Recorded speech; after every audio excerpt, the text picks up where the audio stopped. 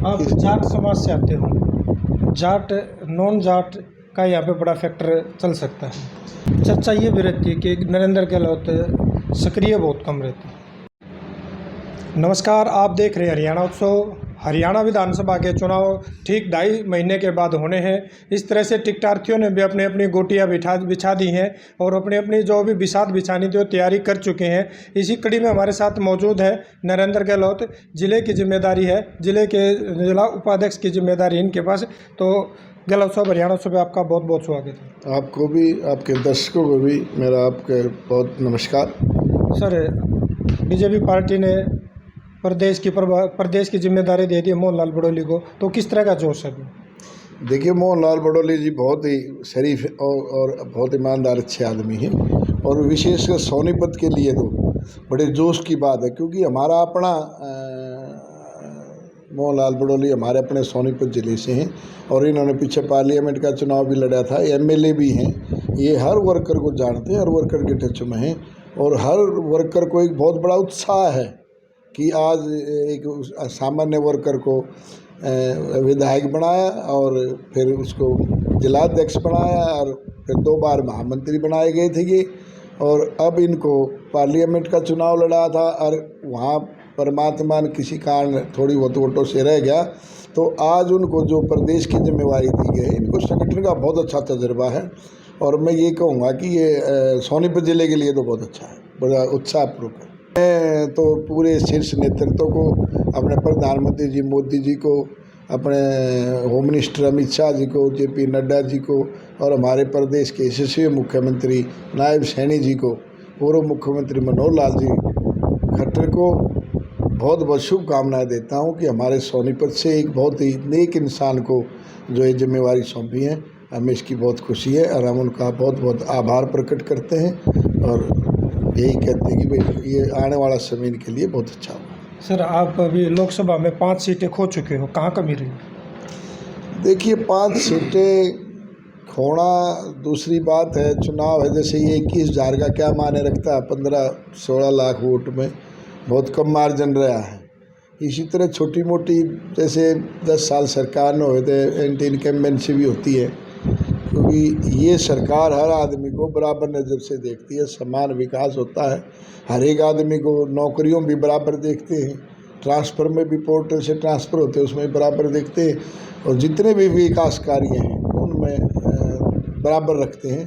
तो उसमें थोड़ा बहुत वर्कर को, एक आधे वर्कर को टीस हो जाती है कि इसलिए हम तो थोड़ा बहुत जो हमारा वर्कर खिसका है वो किसी न किसी वजह से, तो एंटी इनकम्बेंसी यही बोली जाती है, इनकी वजह से खिसका है, इसलिए हम थोड़ी बहुत वोटों से हार हो गए। तो अभी 2.5 महीने बाद विधानसभा का भी चुनाव है, तो पार्टी की किस तरह से तैयारियां हैं?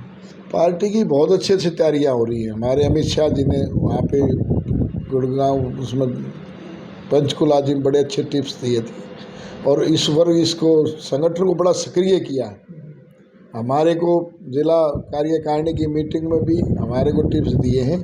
हम हर बूथ पर जाएंगे, हर पन्ना प्रमुख तक जाएंगे, त्रिदेव के पास भी जाएंगे हम, जैसे हमारा संगठन में आता है,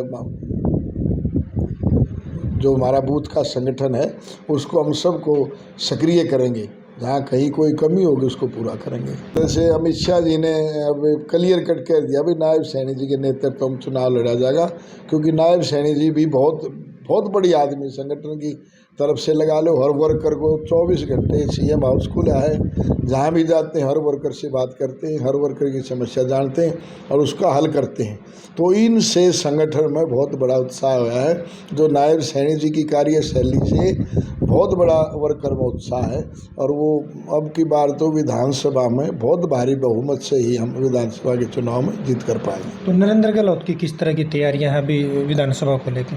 हमारी तो तैयारियाँ यही है कि वे संगठन में है, हम पहले भी जिन पार्टियों में रहे हमने संगठन में बहुत ईमानदारी से काम किया है और अब भी जो हमारी जिम्मेवारी लगाई है, जैसे हमारे को उपाध्यक्ष का पद दिया जिले का, हमने एक मंडल का मेरे को प्रभारी भी बनाया है, तो हमने चुनाव में मेरे मंडल से ही जीत हुई है ज़्यादा उसमें, तो हमने तो चुनाव बखूबी बड़ी ईमानदारी से काम किया, हर आदमी के पास जा कर के करी ही और हम तो हमारा जमा काम करना, बाकी तो पार्टी का देखना, पार्टी भाई कौन कितना काम करता है। और फिर हम तो काम पर भाग्य में विश्वास ज़्यादा करते हैं, उसमें जो भी भाग में होगा और पार्टी का जो नेतृत्व जैसा समझेगा, हमारी वही तैयारियां हैं।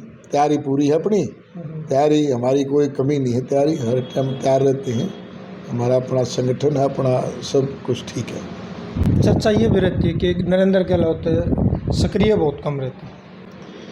नहीं, सक्रिय तो हम हर रैली जलसे जुलूस में बैनर लगाते हैं पूरे, हम लोगों को बुलाते हैं, हम खुद गाड़ियां भेज के अपनी गाड़ियों में आदमियों को रैलियों बुलाते हैं, निमंत्रण देने जाते हैं, गाँवों में जाते हैं। तो पता नहीं सक्रिय कैसे आ जाता है। हमने तो एक दो राजनीतिक प्रोग्राम भी किया था, धार्मिक प्रोग्राम, हम सक्रिय हैं। हमने पीछे भी एक धार्मिक प्रोग्राम किया था, सेक्टर में बहुत बड़ा प्रोग्राम था, आज तक शायद ऐसा प्रोग्राम नहीं होगा। तो उसको सक्रिय कैसे माना जाएगा, ये तो पता नहीं। अब यूँ आप जाट समाज से आते हो, जाट नॉन जाट का यहाँ पे बड़ा फैक्टर चल सकता है। देखो जी, हम तो जाट समाज से हैं और हम फिर उसके साथ साथ व्यापारी भी हैं। और अब मैंने यहाँ पे 25 साल 2000 से मैं गंवाणे में आया था। हम यहाँ हर संस्था में, हर गौशाला में, हर जलसे जुलूस में, चाहे किसी भी जाति का, हम उसमें सक्रिय होते हैं। हमारे को लोग बुलाते भी हैं और हम जाते भी हैं। तो मेरा हर जात में, हर उसमें, हर जाट तो फिर हैं। जाट हमारा गांव में हम जमींदार हैं, बड़े जमींदार हैं। हमारा गांव में गोहांड में, वहाँ हमारे बहुत ही यारे प्यारे जो परिवार से जुड़े हुए आदमी, वहाँ 10-20 गांवों में हमारा अपना खुद का प्रभाव है। सर, अगर आपको पार्टी टिकट देते तो जीत के समीकरण क्या रहेंगे आपके? देखिए, पार्टी का तो जो हमारे को भी आशीर्वाद मिल गया तो हम तो बहुत भारी में से जीतेंगे, क्योंकि हम शहर में आज तक रहे। हमने शहर में पणिया पंजाबी जितने भी और सारी 36 बिरादरी से मिलकर काम किया है। और गांव गुआंढ तो हमारे अपने हैं ही, वहाँ पे भी हमारी एजुकेशन सोनीपत। आपका गांव गुणा है, तो गुणा के साथ साथ और कौन सा गांव, जैसे चौगामा है, बारा है, अठगामा है? जैसे हमारे गांव के साथ है, हमारे गोद के भी गांव हैं, 3-4 गांव गोद के हैं। फिर हमारे त्याड़ है, जैसे हमारा अपने गांव जैसा है, मोहाना मेरे अपने गांव की तरह है। और पिनाड़ा है, बिद्दल है हमारा। वहाँ पे जितना भी हमारा है कि वहाँ पे मंदिर है, बाबा गंगन साध मंदिर है, बाबा गंगन साध के नाम से मंदिर है, गौशाला है। वहाँ एक पूरा 20-30 गामा का हमारा, वही कह लो, वही 12 कह लो, वही उसमें चौगामा कह लो, और 20-25 गांव का उस संगठन है। वहाँ पे सब वहाँ पे मिलते जुलते, हम उस गौशाला भी सक्रिय रूप अपने जो मानता है उसमें भी हम सक्रिय रहते हैं। क्या संदेश दोगे लोगों को?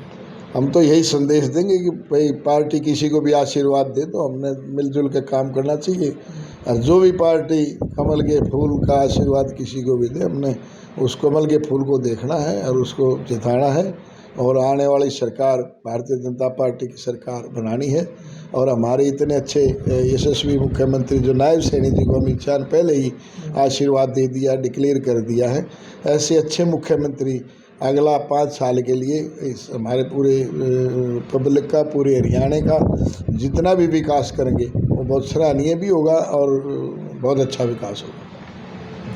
तो ये थे नरेंद्र गहलोत। नरेंद्र गहलोत ने बताया कि अगर पार्टी इन पर आस्था जताती है, इन पर भरोसा जताती है, तो इनकी जीत का जो समीकरण रहेंगे वो इनका एक गांव है। गांव के 3 गांव लगते हैं, 3 गांव इनके गहलोत गांव के हैं। इसके अलावा 10-15-16 गांव इनका एक एकजुटता के साथ सहयोग करते हैं। तो इस तरह की अपडेट जानने के लिए लगातार जुड़े रहिए हरियाणा उत्सव के साथ।